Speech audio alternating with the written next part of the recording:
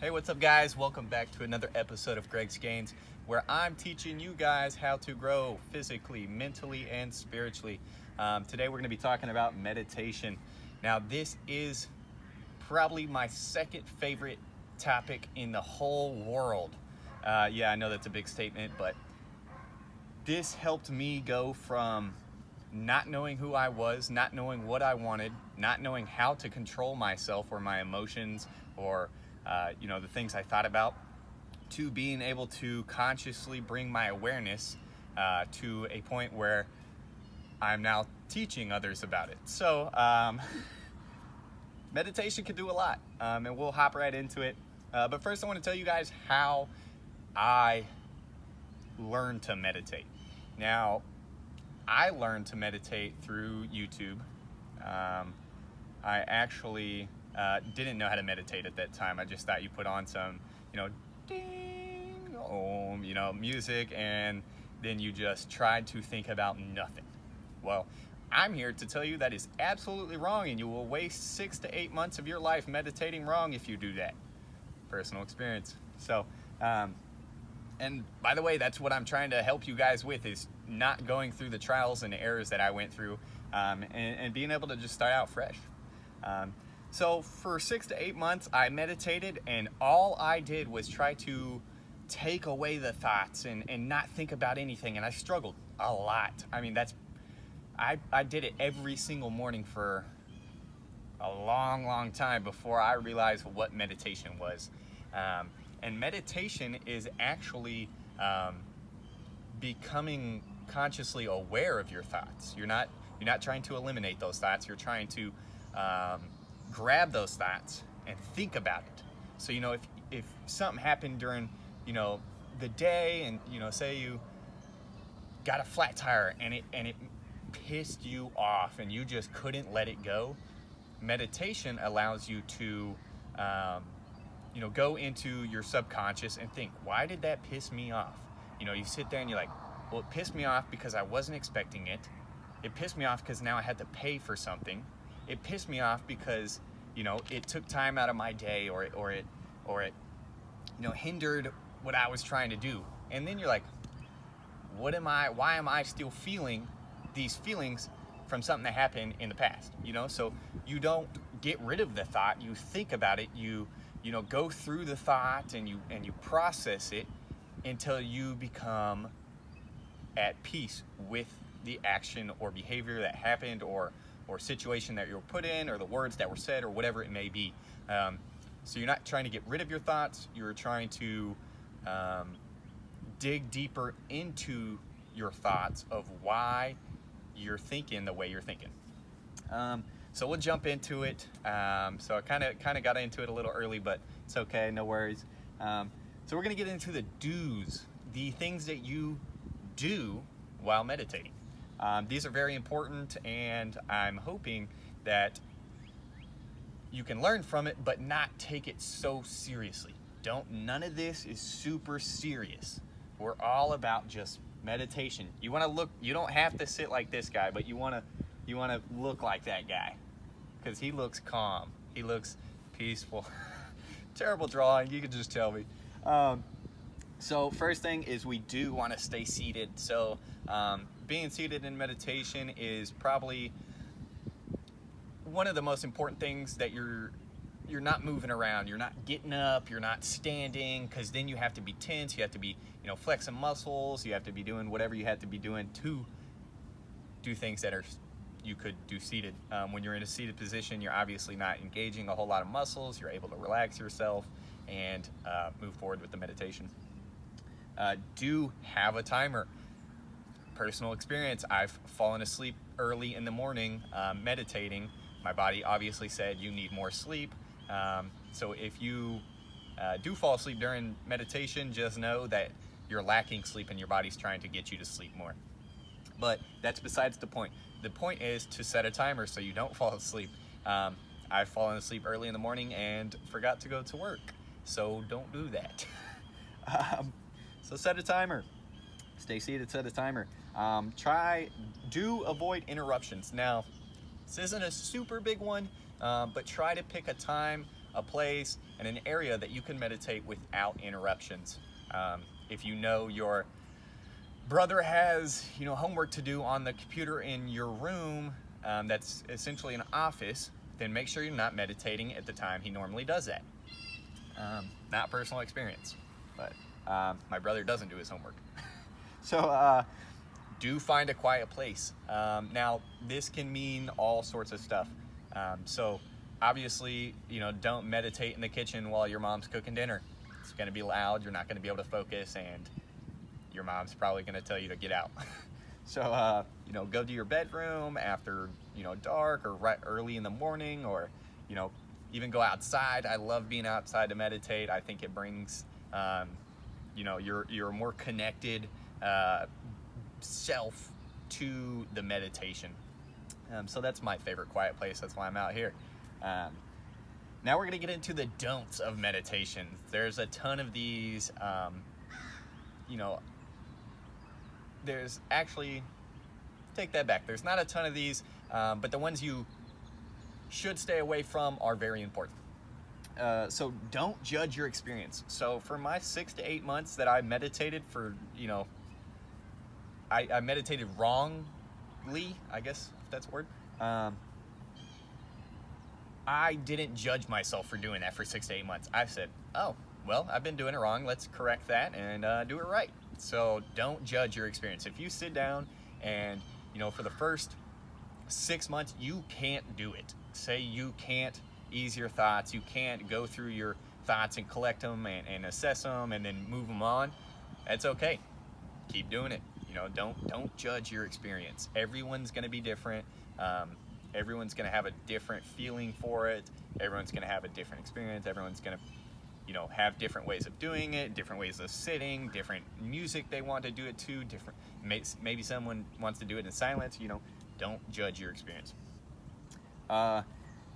So this one kind of pertains to this one.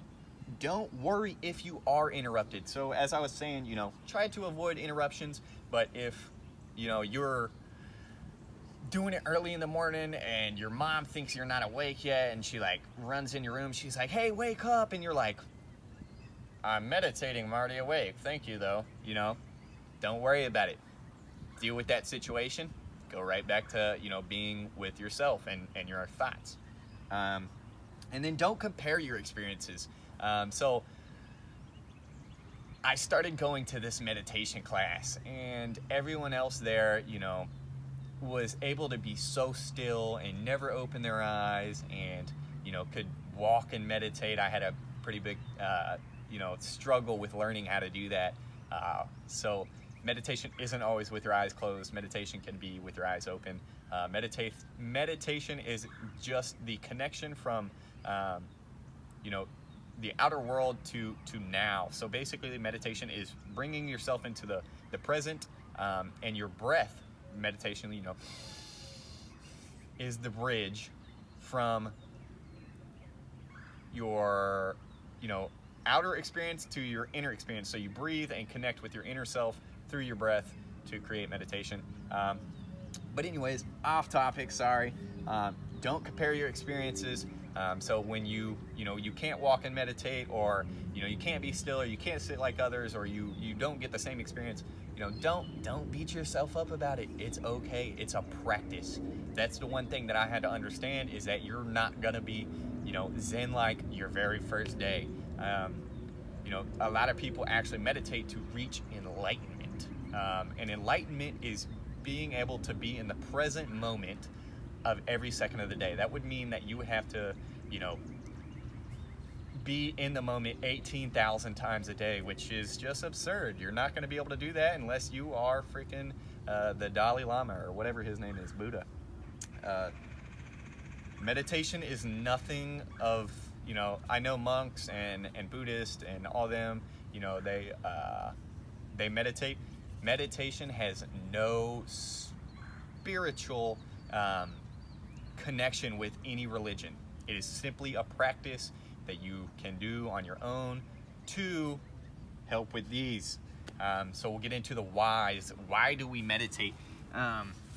There's a lot to meditation and why we meditate, but I've kind of written out I can't remember this all in my head. I know it, but it's easier for me to communicate it to you with me writing it down.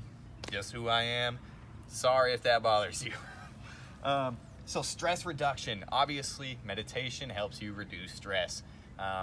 So how meditation helps is that if you have an overload of stress, you're constantly in a stress state of mind, your body's adrenal glands are producing cortisol. Now, cortisol is your stress hormone.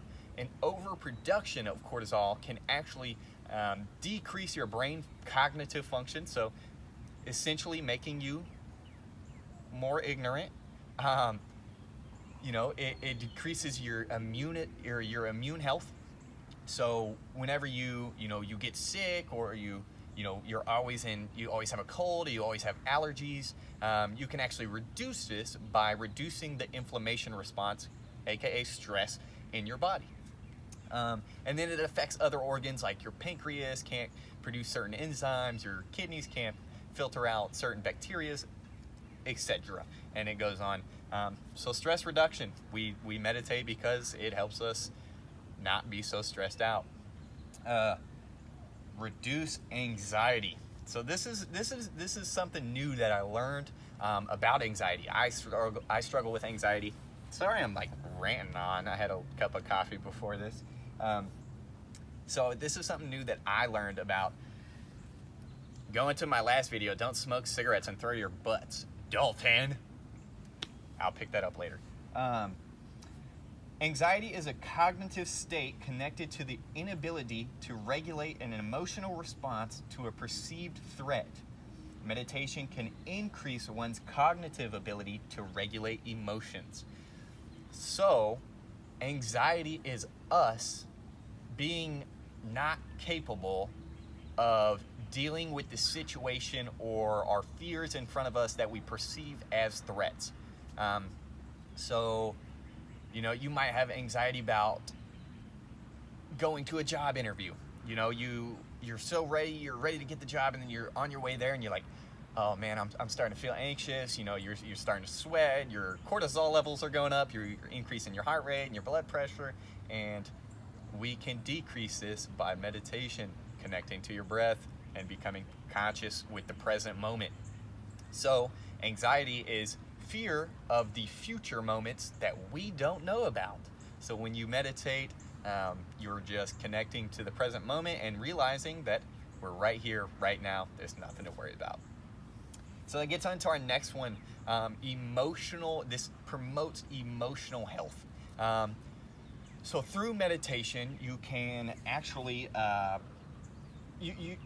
so if we can control stress and anxiety, with meditation, then we can also control emotions such as anger or fear or hatefulness through cognitive consciousness of how our bodies and brains respond to those emotions. So what I mean by that is, I used to do this thing where I acted so impulsive. Okay, so when I would put myself in a situation, I couldn't take it anymore. I was fed up with it. It stressed me out. It created, this negative feeling. I used to create such a disastrous situation, it would remove myself from it. So used to have this group of friends, and something happened, and it kept happening, and I was super stressed about it, and I couldn't deal with it anymore. So my old response, I've now figured this out, my old response was to create such a disastrous situation, it would remove me from it. So I did that. I acted impulsively. I didn't know that I did that. I didn't know that that was my reaction for this, feeling that I had. And I acted impulsively, destroyed the relationship, and then removed myself from it. And that was the only way I knew how to emotionally deal with the situation. Super unhealthy. Don't do that. So I had to figure that out about myself and how, my body reacted to, the anger, the fear, and the hatefulness and stuff like that. So if we can learn to control our anxiety and stress, we can promote good emotional health by regulating how we deal with other emotions such as fear, anger, sadness, depression, stuff like that. So if we can do all that by meditation, we can also generate kindness, which is my favorite thing about this. This is super cool. So if we can learn to control, I'll read this because it's probably way better than what I'm rambling. By having the ability to become consciously aware of our emotions, we can understand others' emotions, such as, or commonly referred to, putting ourselves in others' shoes. So if we can control all this by becoming more consciously aware, by meditation, by becoming in the present moment, we can generate kindness because we can feel our emotions. So through meditation, you can actually bring someone else's emotions into your thoughts and think, So going back to when I would create a disastrous situation for myself to remove myself, I wasn't consciously aware of how the other people felt. I didn't think, what is this going to do to them? What is this, how is this going to make them feel? How is this going to make me feel, etc. So if I would have meditated on it, maybe, and known what I know now, so you always have to go through trial and errors through yourself. You're not going to be able to just, follow my instructions and just live a disaster-free life. That's not going to happen. So if I would have meditated on the situation and tried to figure out a better outcome by putting myself in other shoes, I would have generated more kindness to that person by creating a better outcome of my actions through meditation.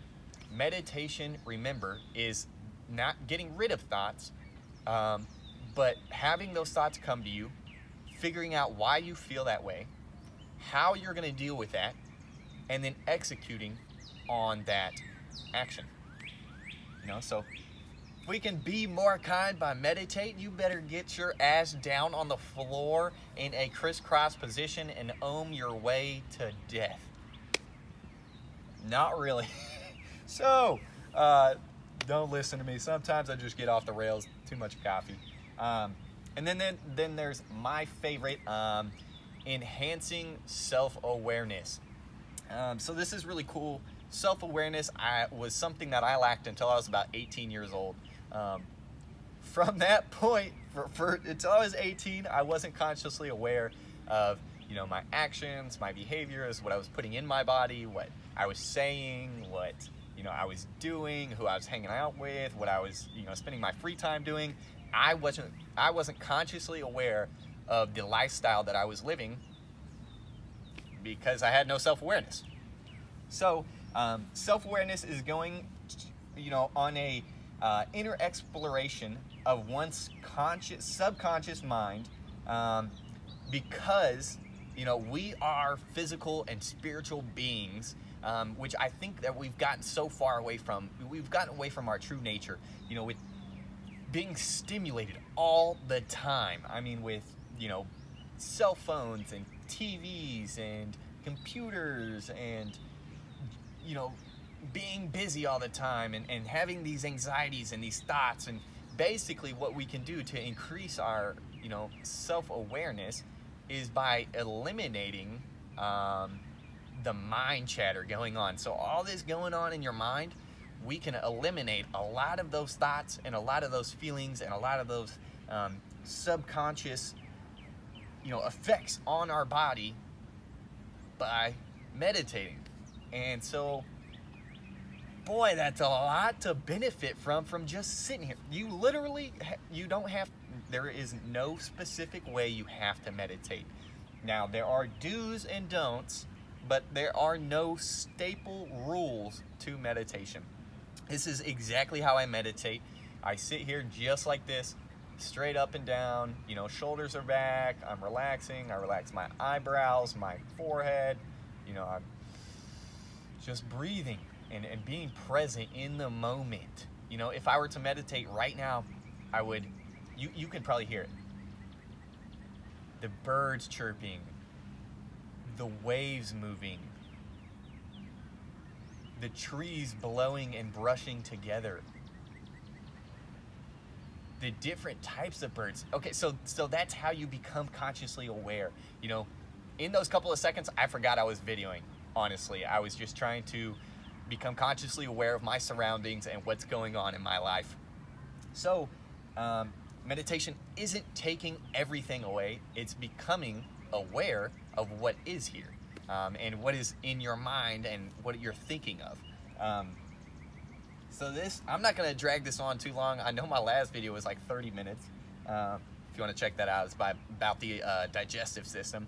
But what I want you to take away from this is that it reduces stress, it reduces anxiety, depression, reduces blood pressure. It can help you with, digestive issues even.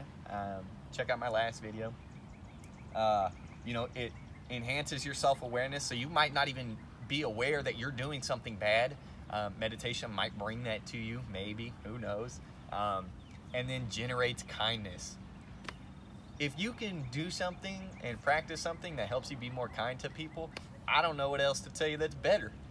So if you could take away something from this, learn that it can help you relax, it can help you be a better person, and it can help you feel better about who you are. Yeah. So meditation. Remember, you don't have to sit like that guy. You can sit like me. You can, oh, geez.